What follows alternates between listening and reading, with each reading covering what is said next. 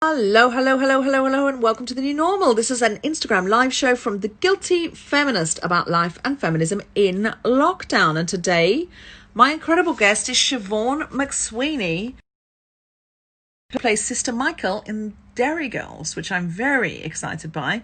I'm just going to wait till there's a quorum to bring her on because I want fanfare when she comes on.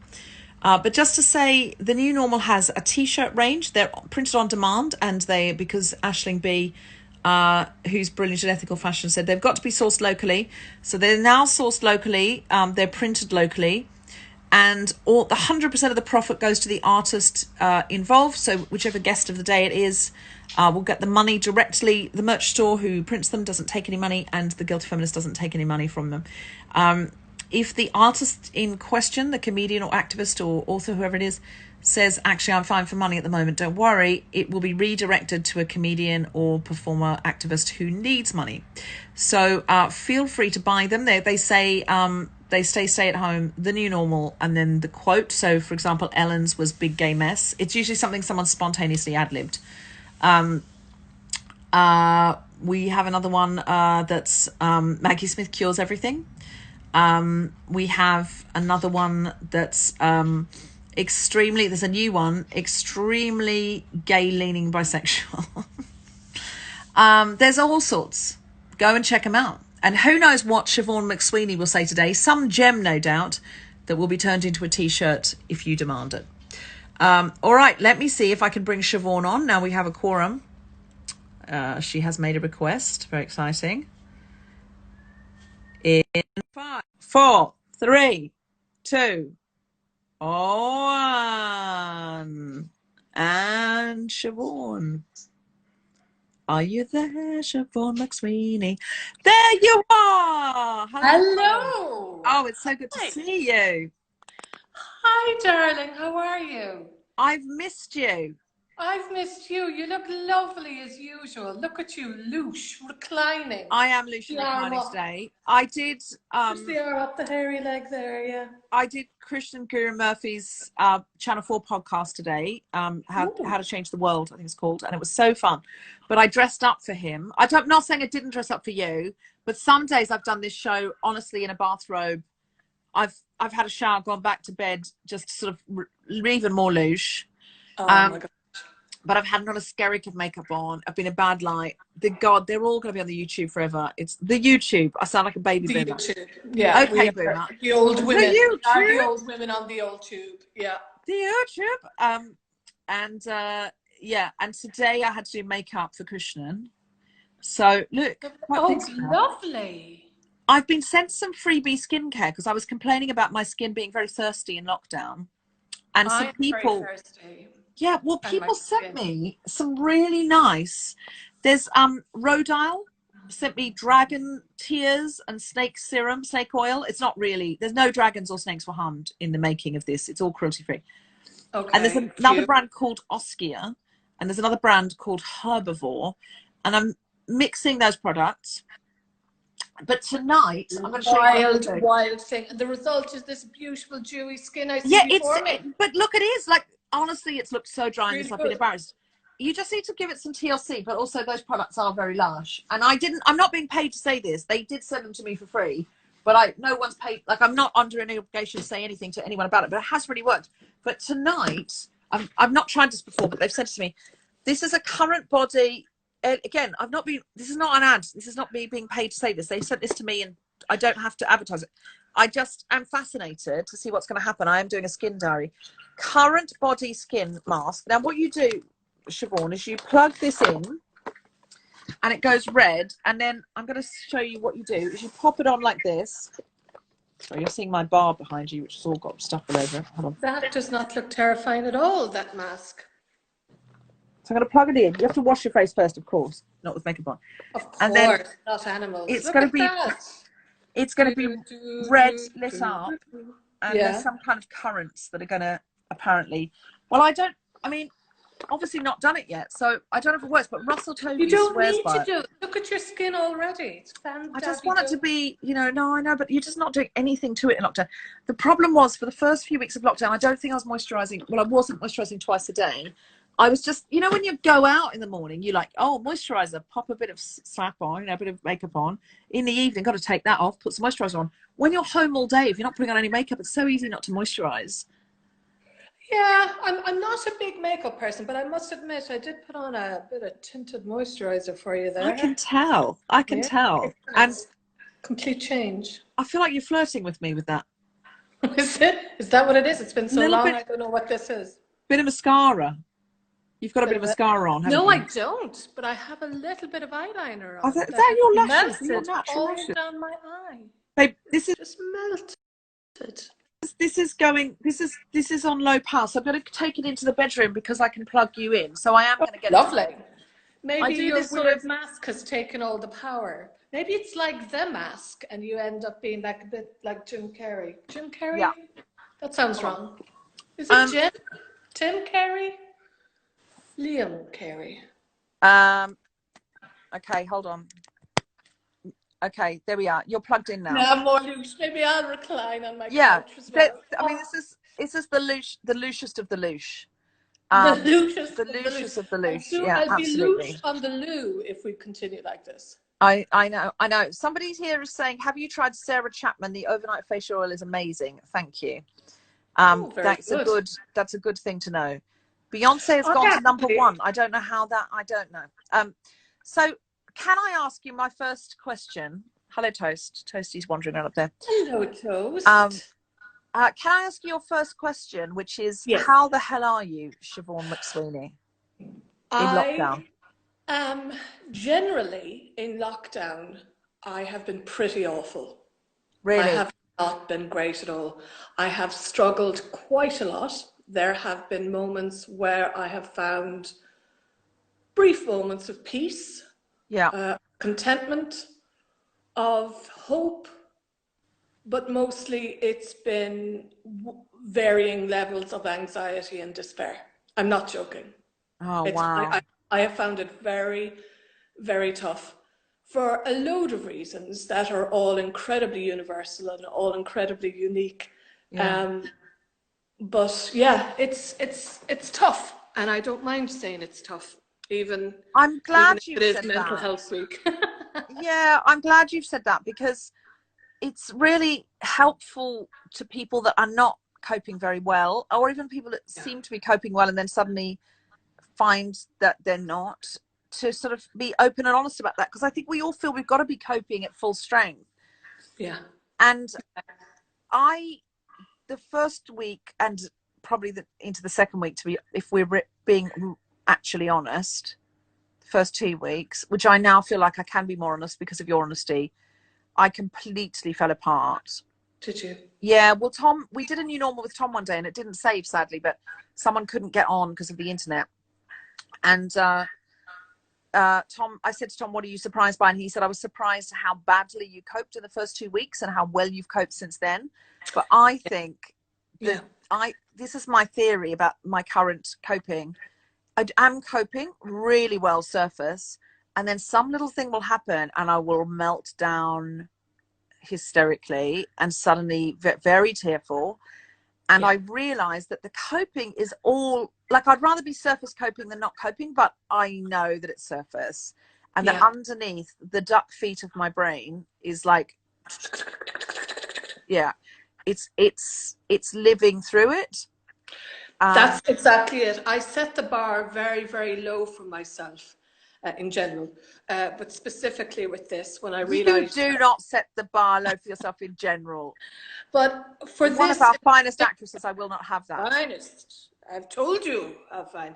I've set the bar low when it comes to this, because I found that, actually, in fairness to you, I probably do set it quite high in normal circumstances. You do. And my experience. What was happening is that it was adding to, it wasn't helping, it wasn't making me better at coping, it wasn't making me productive, and it wasn't creating meaning in any way for me. So I set the bar very, very low. I made a conscious decision after a particularly bad couple of days where I said to myself, you just have to survive this. That's all you have to do, I don't mean to make it so profound, but it was profound for me at that moment. I don't have to do well. I don't have to come out with a book deal. I don't have to come out with my own beauty range, even though I could. Tinted moisturizer. I'm saying a Sister Michael tinted moisturizer would not go astray at this moment. Or do you know one of those. what? Yes. You know, I'm wearing no makeup. Well, that's not true, but I'm wearing very little makeup in that series.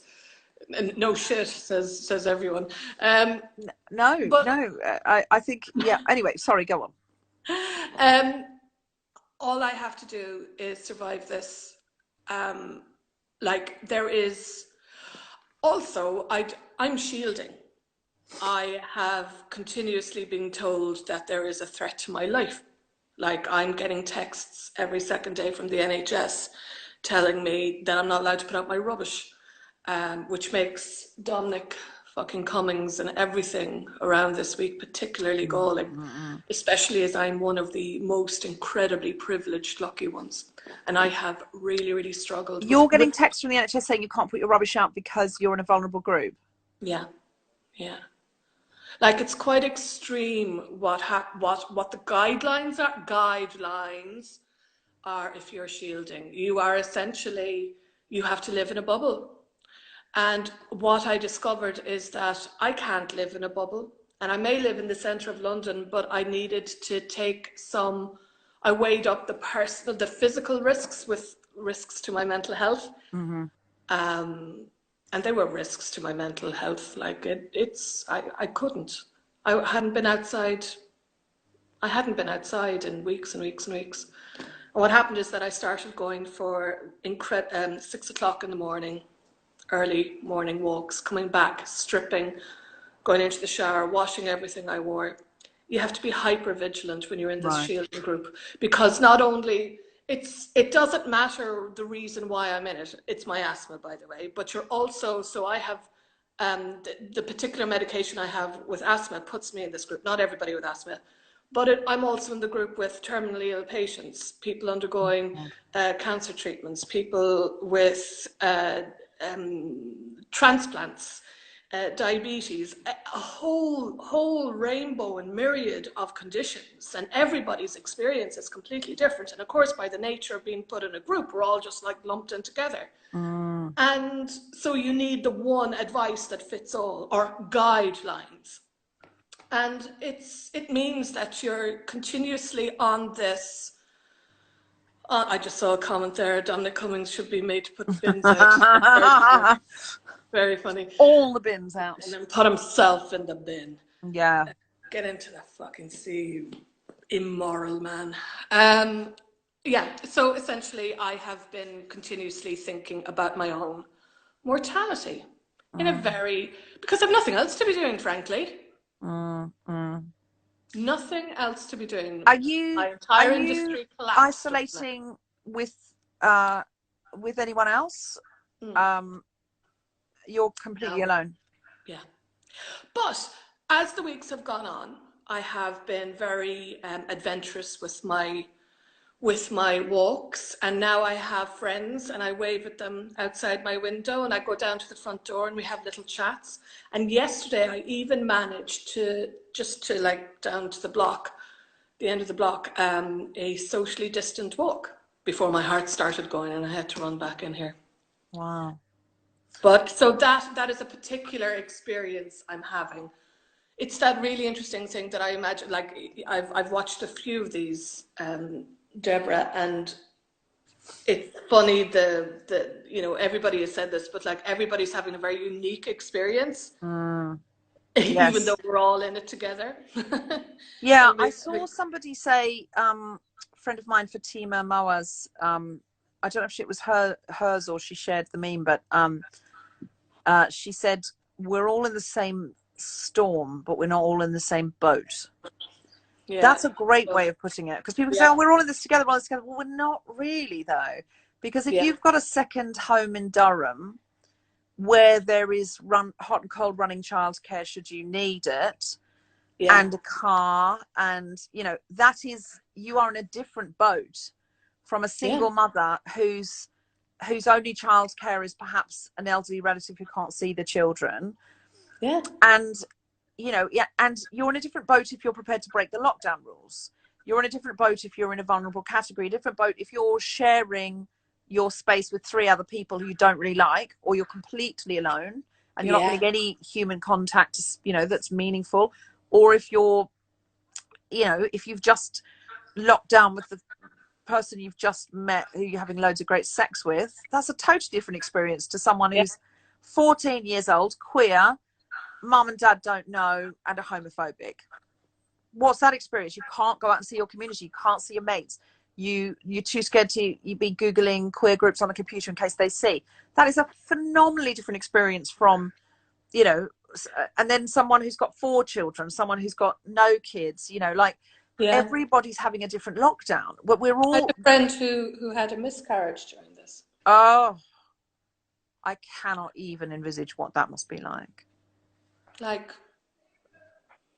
and then, like, to add insult to injury, you're there worried about your own survival, like mental survival, physical survival, whatever, job survival.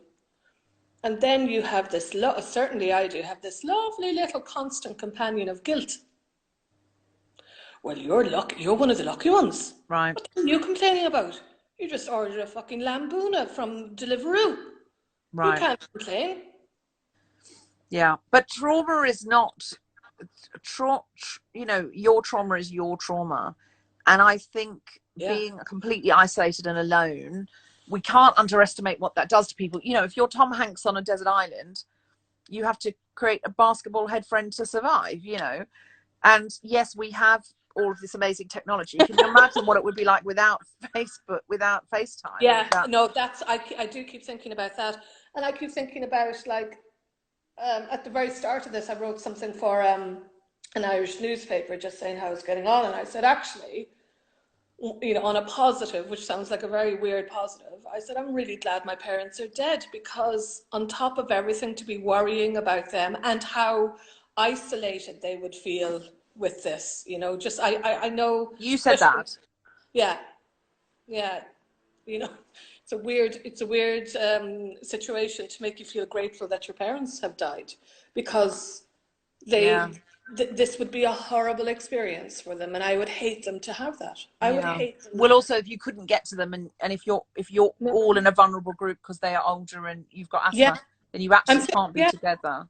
I'm thinking John of saying, my good friend John Call saying, yes, that's what I was telling someone earlier, because her parents have passed, and you know, I think that sort of thing of thinking, oh my God, my mum's over there and I can't get to her, and you know, I feel so guilty about that and whatever. I can understand what you're saying, but that seems to be a particularly tragic silver lining. We are programmed to look for silver linings, but I mean, that's not a very are there any, do you have any renewed hope for humanity because of the lockdown? Is there anything, the environment's getting better, people are, I think, valuing key workers more, you know, do you have any hopefulness that's come out of this for you? And you don't have to, you can absolutely say no, and some people do say no. I'm not pushing you towards positivity, just to be clear. No, I think on a micro level, a great positive that I have noticed during this is that I have seen kindnesses. I spent a lot of time at my window looking out, and I have seen an awful lot of strangers be kind to other strangers. My friends, my friendship group, have done incredibly kind things, which of course is, you know, isn't that unusual because they are extraordinary. But also this situation, people are aching to be kind. People, that's their action. It seems to be before anything else happened, those mutual aid groups started springing up. Yeah. Now, I don't know how bloody effective they are and how, you know, how they work out and like that, but I'm talking about the impulse, the instinct was to reach out and help. It wasn't to batten down the hatches necessarily. And I see that continuing.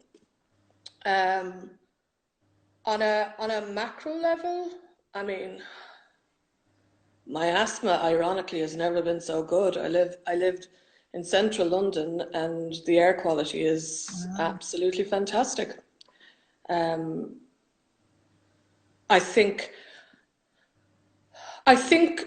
I hope we don't rush back to a vague facsimile, photocopy of what we had before, because there is stuff to to gain through this, and I don't think to be a little bit more thoughtful about it.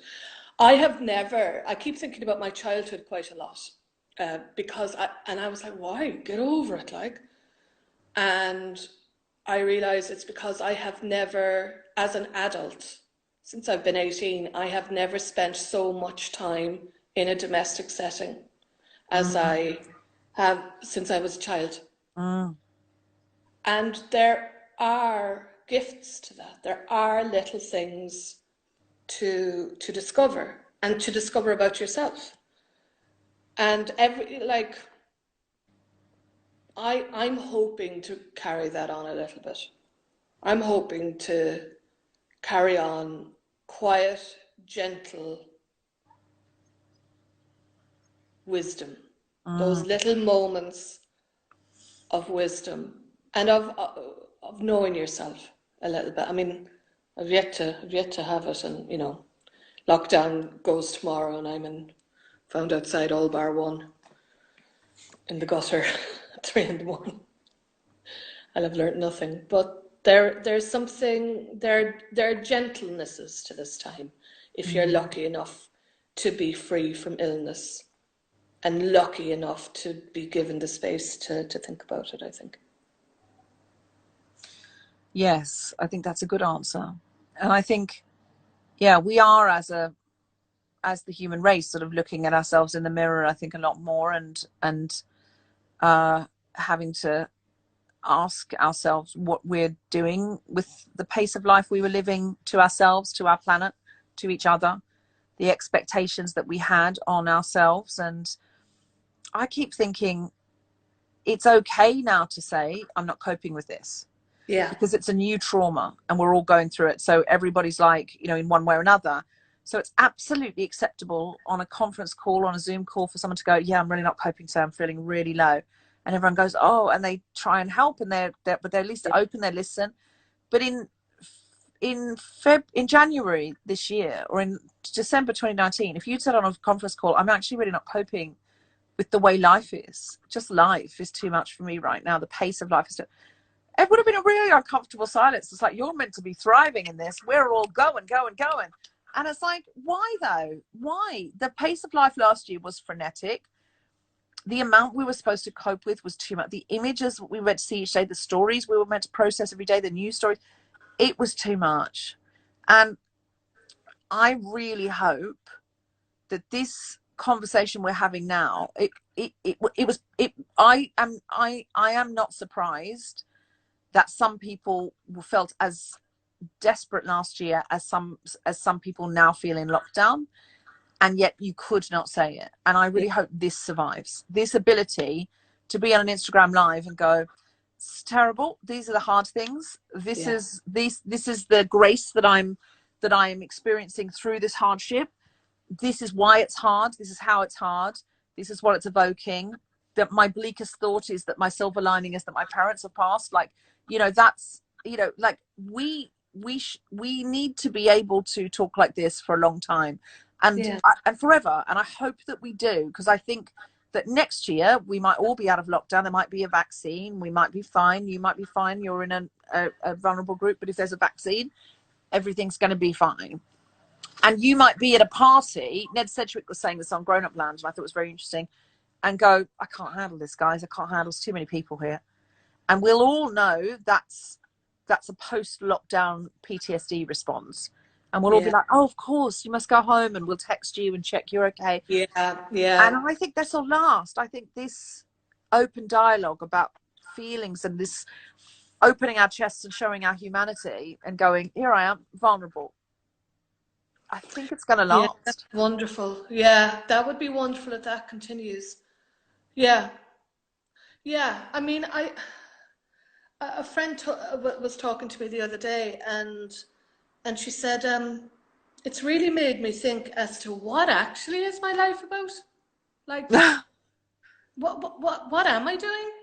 Like, if I can't work at the moment, and work was my life, then what actually am I doing now? Like, not in a what am I doing, but as in truly, how can I live? How can I live? And it's wonderful to think that, you know, we're all going to, you know, if we have the time and the luxury, start thinking about that. Like baubles, you know, it's I can't wait for all lovely, shiny, nice stuff. But going back to that hectic, overstimulating, stressed life that doesn't feed you. Like, what's the point of it all? I think we have never ever contemplated the idea of anything other than old age and illnesses we understood ever being a threat to our actual existence. Yeah. To recalibrate how our lives work and what it is for is quite an opportunity and quite challenging. And we've become such work machines. Work defines us. You're at the party and sort of, what do you do? There's no it's just, what do you do? That's how we define each other. Yeah. And you, right, well, I do lots of things, you know, and you might say, well, I'm a friend, and I'm a daughter, and I'm an aunt, and I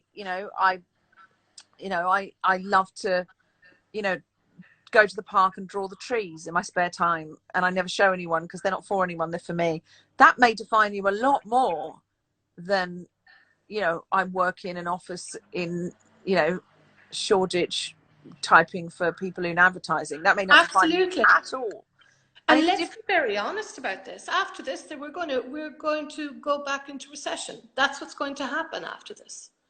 So the idea of our jobs being our identity will absolutely mean nothing.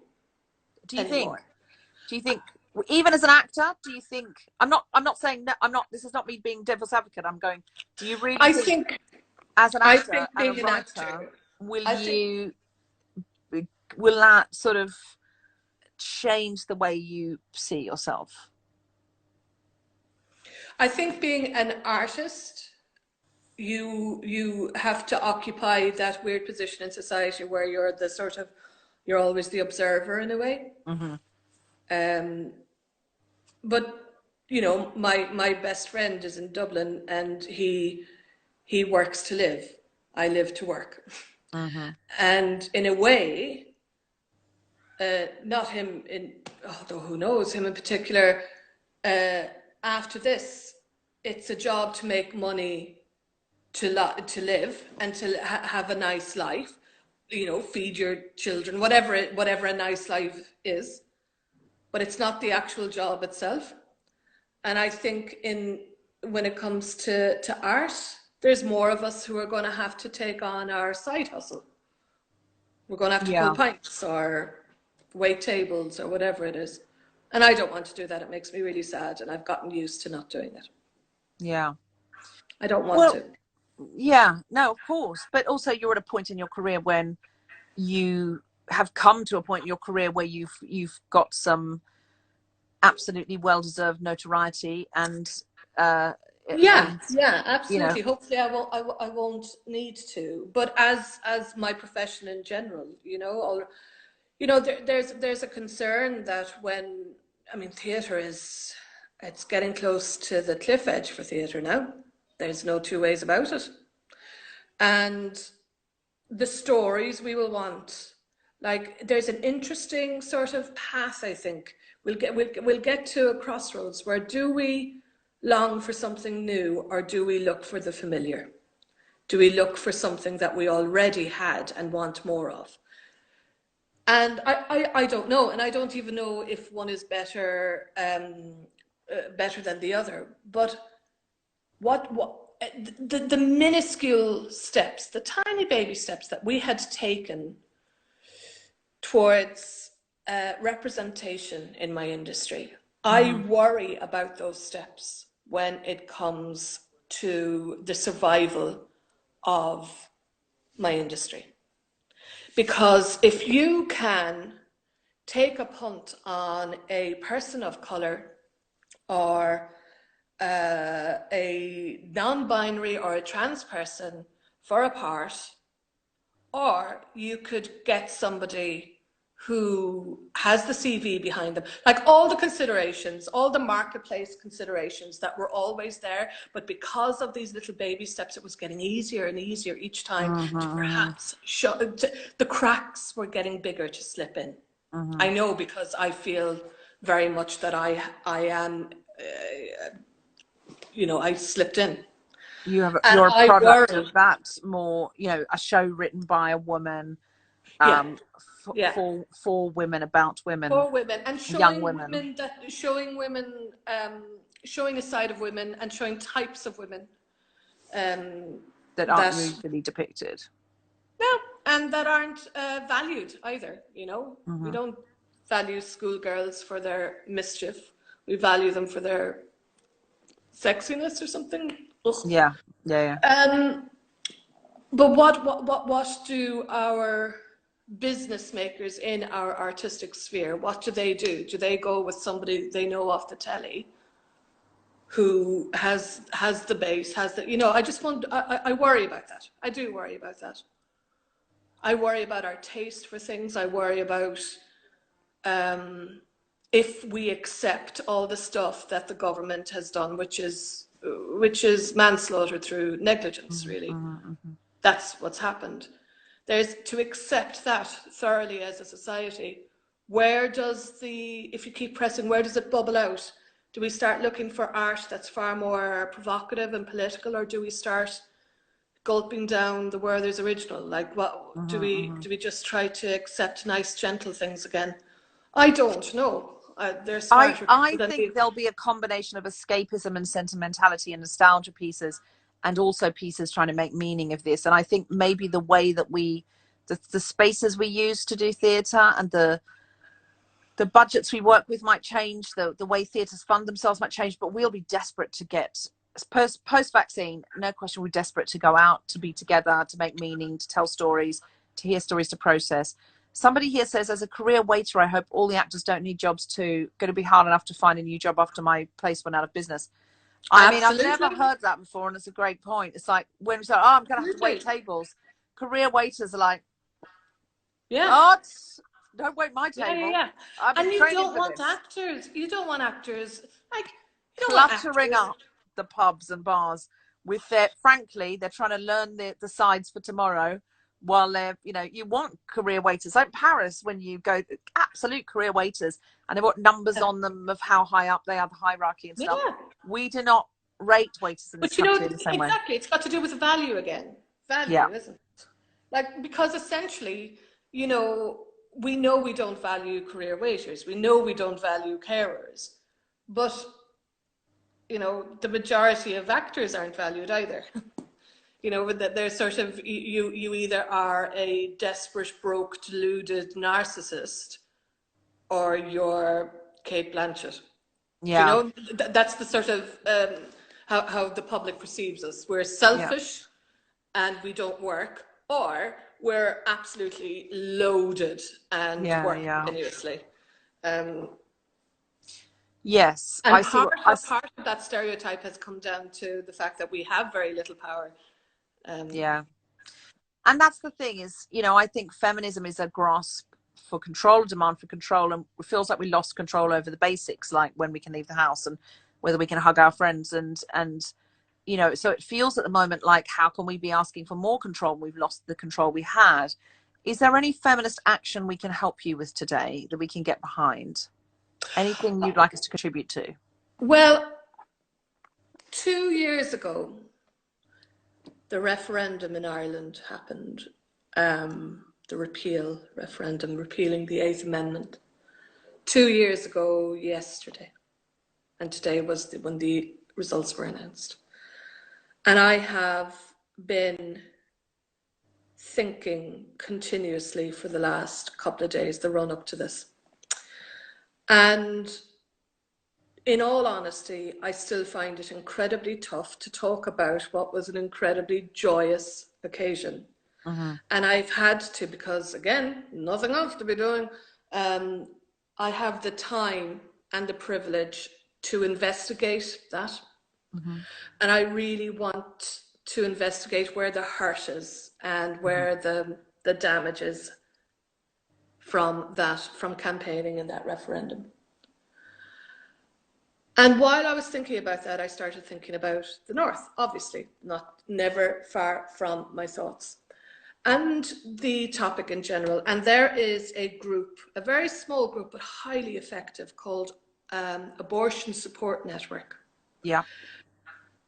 And when the results came in 2 years ago, and they were, it was extraordinary, Deborah. I can't tell you. It was as odd, it was as insane as something like this happening, as insane as a global pandemic.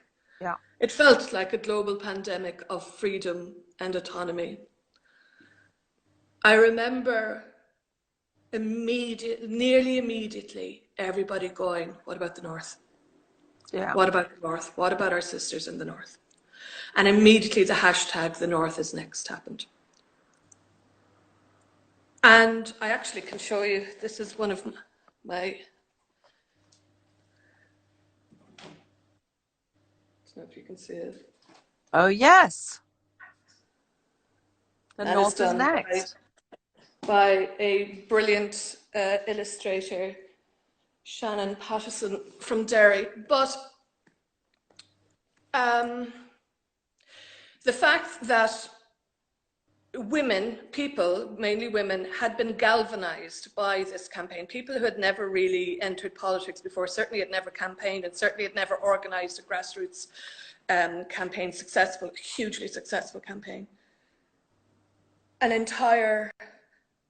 We immediately thought of our sisters in the North. This is a long, drawn-out way because I still find talking about it so emotional. Abortion Support Network have been there since day one. And now they are looking after women and people who can get pregnant. The Isle of Man, Malta, Poland. That same generosity, not even generosity, generosity implies some sort of sacrifice. That same logical step of thinking, I'm free, they're not free. That beautiful little brainwave, those synapses clicking. And it's across the waves, it's across to different places in Gibraltar. These women, a very, very, very small group of women, are working tirelessly to give information, to give support, to give money, and to help. Like, there are stories coming out. Women have helped women for a long, long time. And the topic of abortion and healthcare is one topic that you can see how women help women. Yeah. Down to meeting them at the airports, down to bringing them to flats, down to feeding them Rice Krispies in the morning and giving them 2 paracetamol, down to the gentleness of a tube card, you know, of silent. It's not generosity. It is as much as if there is an inhalation, there must be an exhalation. And for that reason, I would urge anyone who's watching this and putting up with this with me to look up Abortion Support Network, asn.org.uk. We'll make a story of it and share it. And if you can't afford to donate, amplify, because other people can. And even just people being aware of it and understanding it's out there. It's out there if they need the help. It's out there if they've got some money and they can donate. Amplify it if you can't afford to give anything. Absolutely, absolutely. It's about knowledge, because a lot of this is about information that people can't get access to. Yeah. Because they don't know. They don't know. Like, it's grand. People don't know. People who can get pregnant don't know that this information is out there, and we need to get that information out there. Okay, well, I'll make a story of that. Thank you. Will you teach me how to make stories? I'm completely stupid. I'll make a story and I'll tag you, and then you can share that story, but absolutely I can. Okay. And Siobhan, you've been so open and glorious today in the things you've told us. Can I ask you two more things? One is there anything you've been watching or reading that you'd like to tell us about, or anything you're in where we can see you? Derry Girls is on all 4. Derry Girls is on all 4 and Netflix. There's another series being commissioned, yeah? Yes. We're actually on hiatus. We were due to be filming it, but unfortunately it has to be delayed. Yeah. We don't know when to. Well, that's the nature of the entire industry. That's the nature of the world at the moment. So but I feel very confident we will be out of lockdown, and that show, you know, will be made. I hope so. I hope it will be. It will be. It's such a popular show. And maybe they'll get smart and make a couple of series back to back in that time, because, you know, people now are aware things can happen, you know. Is there anywhere else we can see you except on Derry Girls Netflix and all 4? I pop up in a wonderful, wonderful comedy called Extraordinary, which is also on Netflix. It's with Maeve Higgins. It's and Barry Ward. It's a very, very, very funny sort of comedy horror, and I normally don't like those sort of things at all. But this is your new favorite cult classic, I can assure you. Extraordinary. Is that a film? Yeah, Extraordinary. Extraordinary film. And is there anything else you've been watching or reading that you'd like to tell us about, that you'd like to share? I have been watching, and I recommend this actually. I've been watching Star Trek: The Next Generation Repeats on Pick. Lol. I am finding such solace in Jean-Luc Picard and the Starship Enterprise. It takes me out of my troubles. It takes me out of this world, and it's hilarious and imaginative and kind and idealistic, and it's very wonderful. Old. Oh, I love that. I love that. I'm in, like, it's interesting because I have found myself not wanting to watch new things, and I don't have to do it well. I just have to survive. That's all. That's all we have to do. Absolutely. Gina's mentioning that you will also appear in Amnesty International's Secret Policeman's Lockdown, which we made together.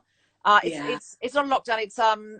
It's the Unlocked. Unlocked. Secret Policeman Unlocked. Sorry, not lockdown. Yes. So and that will be out next week.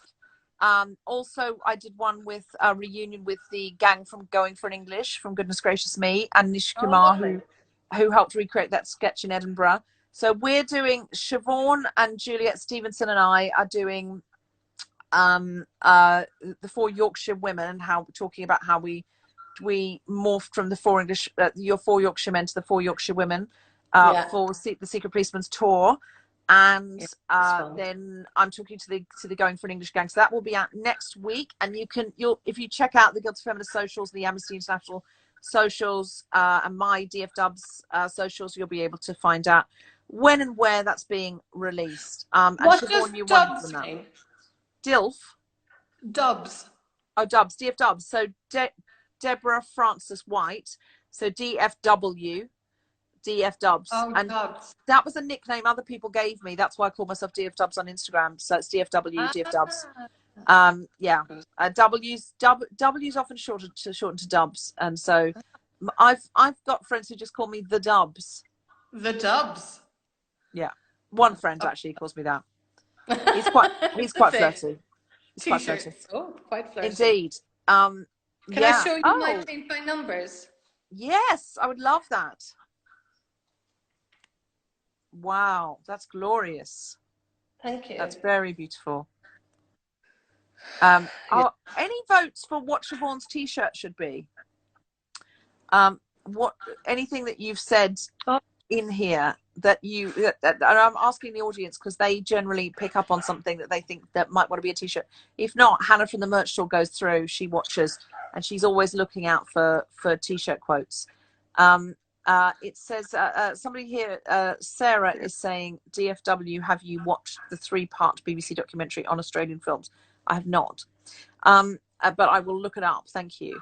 Funnily enough, Darren Grifa has just commented and complimented my painting by numbers, utterly devoid of artistic merit. I'm going to get it. I'm going to get it framed after this because I think it would be a testament. It's beautiful, beautiful colours, and it's great to spend time just communing. This is an advanced copy of the most beautiful book I've read in such a long time. It's called A Ghost in the Throat. Is it the wrong way round? It is, but we can see it. The Ghost in the Throat. It's going to, you can buy it now, I think. Well, that was an advanced copy, but have a look. A Ghost in the Throat. Somebody's suggesting for your t-shirt, I don't have to do it well, I just have to survive it. That actually would be a good lockdown t-shirt that people would buy, which I like. I like that. I just have to survive it. In fact, I just have to survive it is a really good t-shirt. No, I like that. Just have to survive it. I should just try and survive it. I mean, some people aren't going to survive it, so I think it should just be, maybe I should just try and survive it. I think it's let's try and survive it. Like that's what we can do. It's sort of, it takes it away from that kind of fight. You know, when people talk about their someone's got a fight with, they've lost their fight with cancer or disease, and it's sort of like people say, don't say that, because then what does that imply? That some people lose the fight, some people win the fight, and like it's not a fight. It's just unless somebody feels it is, but for most people, it's not a fight. It is an intent to survive, an attempt to survive. An attempt finally, to survive. Control, really, isn't it?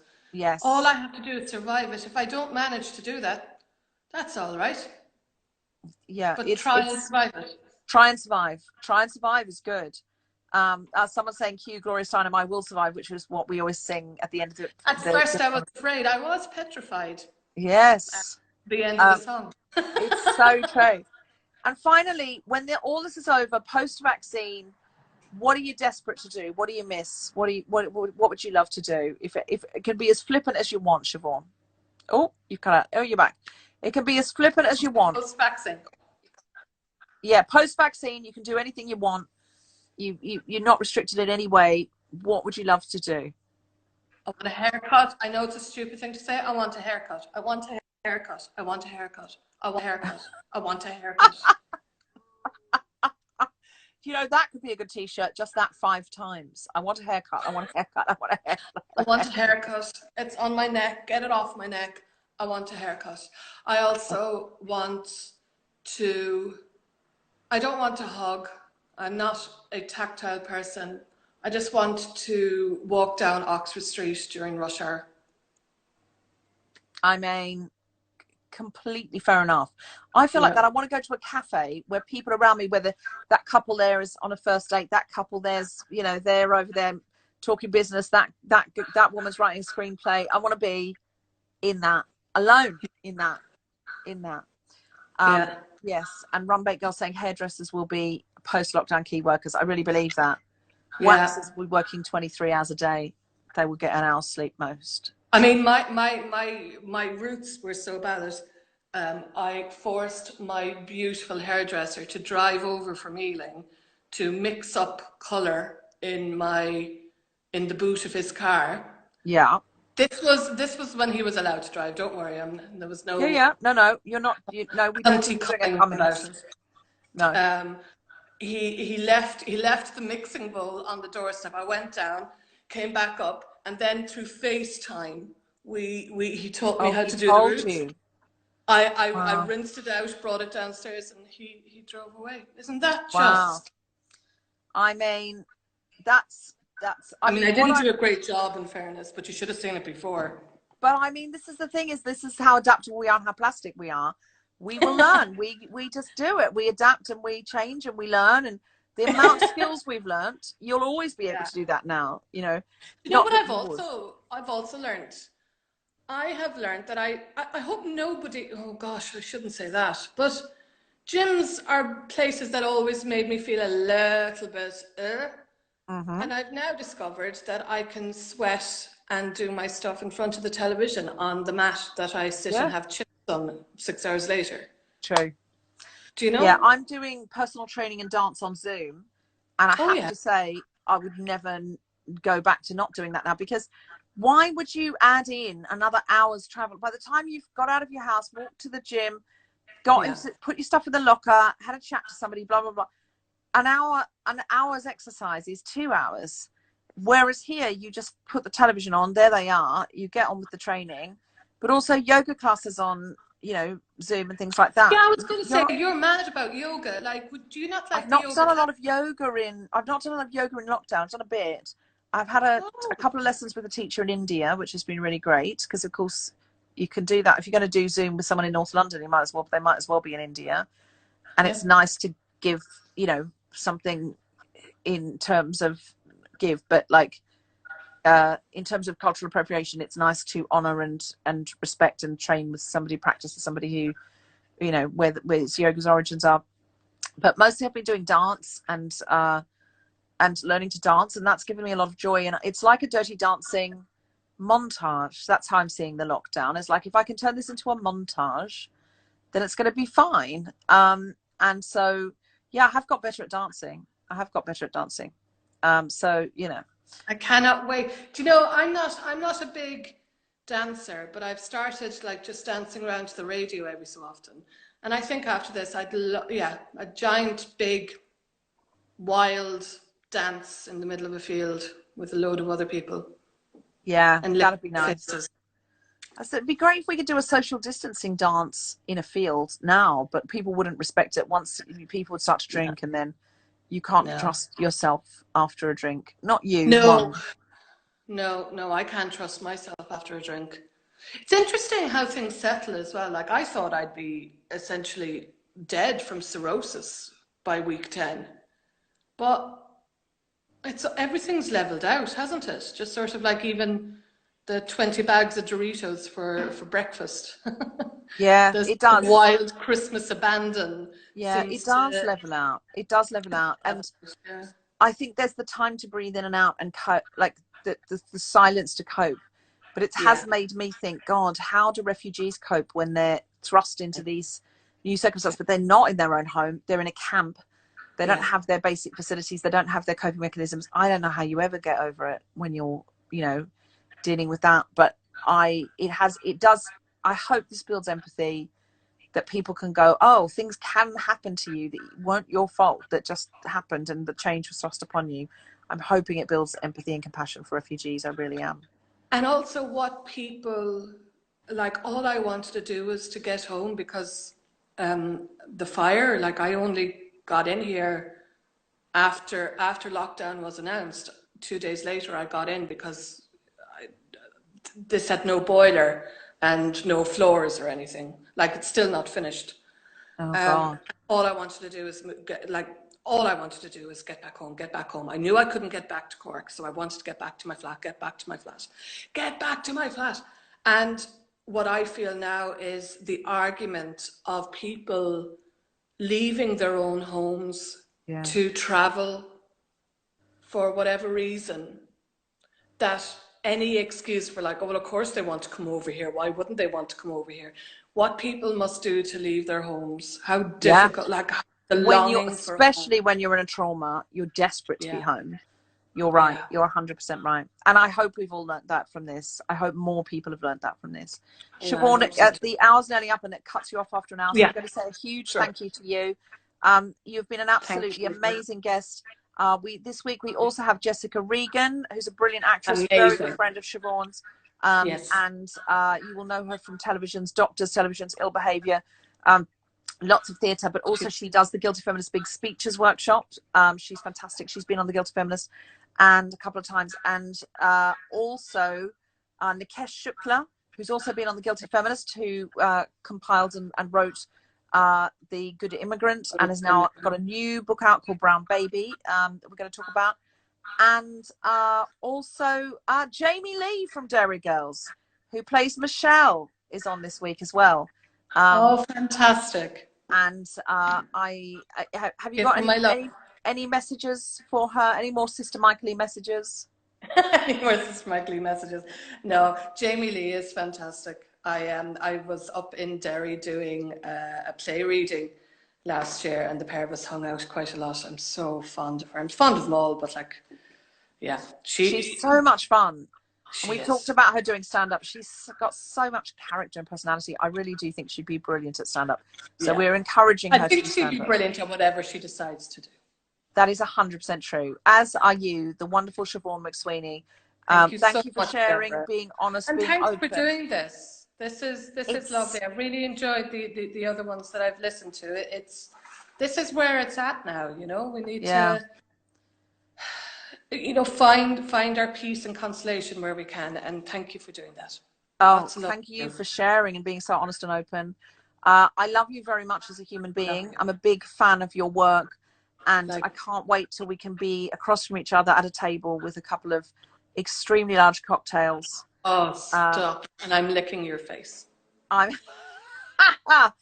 may now be your T-shirt slogan, last thing you've said. I'm sorry, there's nothing I can do. Thank you very much, Siobhan McSweeney. See you tomorrow for the new normal 6 p.m. back here. Same bat time, same bat channel.